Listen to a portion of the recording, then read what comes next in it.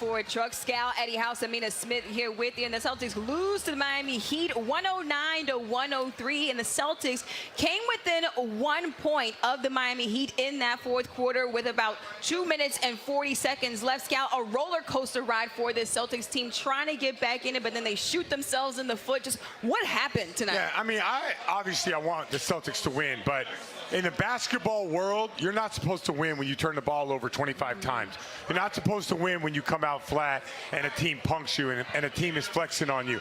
You're not supposed to win that game. They did get it to 1 because I think the Celtics are a better team. But, I mean, this is not how this thing works. You have to take care of the basketball. You have to execute. You have to pick on matchups. I don't think they did any of that today, and they were still pretty close. But, I think my MVP of this game was Kyle Lowry. I think he made a huge difference. He made a huge difference. He came in the first quarter. He changed the pace and the tempo the way that the Miami Heat had been playing the previous 2 games. He was pushing the tempo, pushing everything. Offensively, they were getting in things early, getting out, finding guys early. We came in kind of tap dancing and ballet dancing, right? When the Miami Heat came in like steppers. You know, have you ever seen the Steps show when they come in there? That's how they came in. So they came in with a lot of aggression, and we was kind of on our heels, and it took us so long to get back, and we started turning the ball over, and it seemed like it got contagious. And let's talk a little bit about Kyle Lowry real quick. 10 points and 5 assists. And Scal, you mentioned it, talking about how Kyle Lowry made a difference. Just how did he change the complexion of this Miami Heat team? Pace. Yeah. He gave him confidence. You see the way that he pushed the ball up the floor, kind of probing to see where the mismatch was. Look, Gabe Vincent's a good player.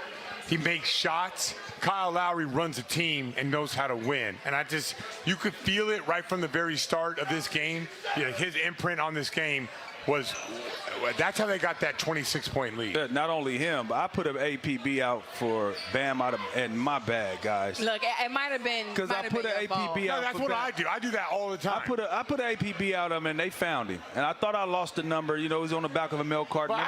But you said, like, when I talked to you, you're like, they're going to go to Bam. I did say that yesterday. Me and Eddie were playing pickup yesterday, and I go, what do you think they're going to do? I mean, you've been in part of Spolstra. You're like, they're going to Bam. They're going to find a matchup, and they're going to go to him. So why you call him out before? Well, because I was hoping that he would stay lost.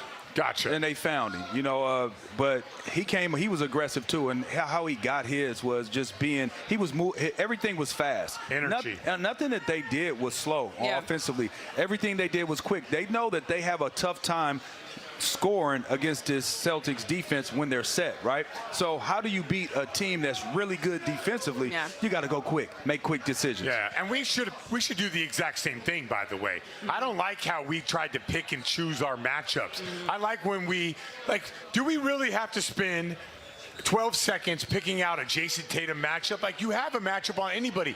Get downhill and move the ball. That's what makes us great, and I thought we went away from that today. And let's take a quick look at how it all went down in that fourth quarter when the Celtics got back into this game, but then kind of let go of the rope. And the Miami Heat, they were able to take advantage. Jaylen Brown, he put up some shots in that fourth quarter. This is all presented by Shaw's, perfecting the art of fresh. And Scal, you take a look at this fourth quarter. It seemed like the Celtics were getting back into it, but where did things kind of unravel? I mean, I hate to say it, but when Tatum came back out of the tunnel, everything went downhill from there. Like, Jaylen Brown was holding it down. Now, listen, Jason Tatum is an all-star, all-NBA and MVP type of guy, so you've got to put him back out there. But when Jaylen Brown was out there by himself, I think he took it upon himself to say, like, I'm the guy. This is my moment. And he had it going. And then from there, I think the Celtics kind of lost that focus. Jaylen Brown should have been the guy down the stretch. They got to, at the end of the day, right, if you look at this box score, the first quarter killed us. For sure. The third quarter in game 1 killed us. 2 games you should win if you take care of the basketball or if you don't have a quarter like that. The last game of the season against Miami, the fourth quarter killed us. We've outplayed them except 3 quarters. And those 3 quarters have cost us games. Today, you look right here. Even look. I know what the score is, But like today, when did you feel like we had control of this game? No, I didn't never because we got down so far. For sure. You know, if we're not down that far, I mean, you look at we outscored them by 6. We tied them in the third quarter, but you know, and they outscored them by 9. Eddie, and all the guys were out there. What They I'm were saying clawing. no, They were clawing, trying to they get were back. playing. Yeah. I Just get that. don't But wait a put minute. yourself in a position when we got where you got to cross. When we're down by get out such a 6, big- we're down by 6. We weren't the better team when we were down by 6. When we got down by 9, we weren't the better team. When we got down by 1, what we do? Turnover, gave up bucket. Yeah, I beg to differ. I don't say that we weren't the better team. I think we were the better team, but we were shooting ourselves in the foot. Well, that we makes weren't sense giving ourselves. No, I mean, like, of course we're the better team throughout this series, but in this game, anytime we got close, they answered. Because we turned it over. It wasn't a lot of times they were answering off of our mistakes. It wasn't like, oh, that we came down and we got a good shot and then they came down. No, it wasn't that. It was a turnover. And they were that's the one thing about these turnovers that drive me crazy. They were unforced. It wasn't like somebody's in you and got you on your heels and you're backing up. These were just bad turnovers, bad plays, bad reads, and just not taking care of the basketball. Like right there, that's where's he going with that ball? Yeah, I don't know. I agree with Eddie because I said to you, Scout, when we were sitting there inside the arena, I felt like every time the Celtics were getting themselves back into this game, they were turning the ball over. So they would take one step forward and take 2 steps back when they turned that ball over. 23 turnovers in tonight's game. Yeah, I mean, but they lost the game themselves. The better team does not turn the ball over 23 times. And I agree with you. All right. They weren't the better team So tonight, what are we in my arguing about? opinion. I think you were arguing with Eddie. Yeah, he was arguing. I think he was arguing with Eddie. No, we are the better team. 19 live ball turnovers, 19 steals. Are you looking at these turnovers? I know. If you take a look at how these turnovers were happening, it's almost like they were predetermining what they're going to do instead of reacting to what the defense is giving them. Yeah. I'm coming off, I'm going to make this pocket pass. I'm coming off, I'm going to hit the roller. That's not the read. The read is I'm going to read the defense and whatever they're giving me. Oh, if the pocket pass there, I'm going to give it. If not, oh, there's not there, I know my kickback, that's there. If that's not there, I know my kick ahead is there. It's reads. The defense gives you reads. All you have to do is take whatever the defense gives you. And think about this. When the Celtics do that, how successful are they? Phenomenal. Off the charts. But I would just say, like, I think that what the difference is, I'm giving the Miami Heat all the credit in the world for forcing the turnovers. Their defense was so locked in.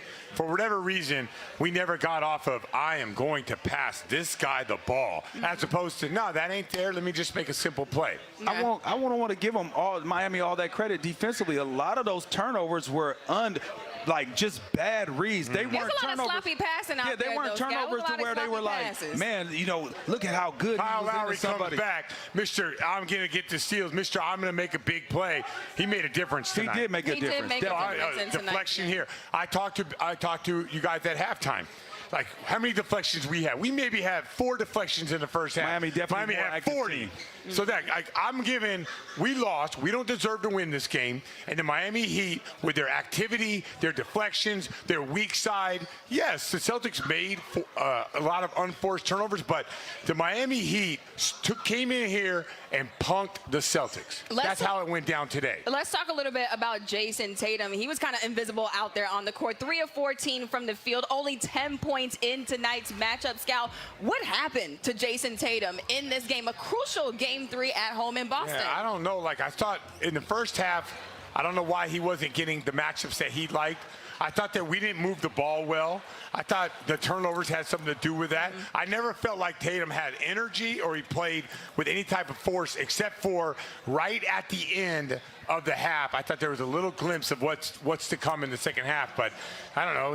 His legs are tired or something like that. I just did not understand why a step back jumper, he goes air ball on it. It doesn't make sense to me. Yeah, it really doesn't make sense to me, but let's really take a deeper dive into it, right? As much as we all want to anoint Jason Tatum as a superstar, right? He is. No, this is the one thing that I believe he's extremely good. He is great. But let me tell you one thing about it. Superstars don't do this. Superstars don't do this. Superstars are consistent. Game in and game out. You can count on them to do what they do. Game in and game out. You can't go a bad game, then good game. Bad game, then good game. It has to be consistent. You play with superstars, right? How many times did they come in and have a bad game and then follow up with a good game and then follow it up with a bad game? Not many. Thank you. Yeah. That's all I'm saying. Not superstars. That's my point. So are we using this word loosely? Like, as much as we want to give him, because he's great, phenomenal phenomenal basketball player. But are we jumping the gun and saying, because we're at times being prisoners of a moment of a game? Sure. You need to put this together. And that's not having anything to say, I don't think Jason Tatum is great. But when we start saying superstars and start really putting that on there, you have to consistently be a superstar. Yeah. You can't be a superstar one game, fall off, and where are you? I got an APB out on Jason Tatum right now. Oh, that means, okay, well, that's good, because then that means he's going to show up in He game gonna have 4. 50. Just saying. He gonna have 50. Take care of the basketball, or if you don't have a quarter like that. The last game of the season against Miami, the fourth quarter killed us. We've outplayed them except 3 quarters, and those 3 quarters have cost us games.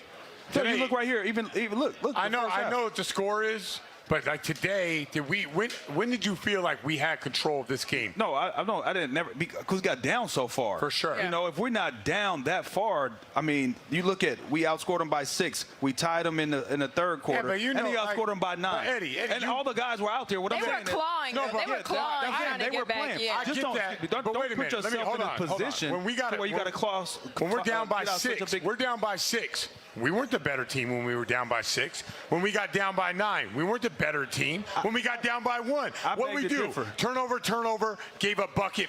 Yeah, I beg to differ. I don't say that we weren't the better team. I think we were the better team, but we were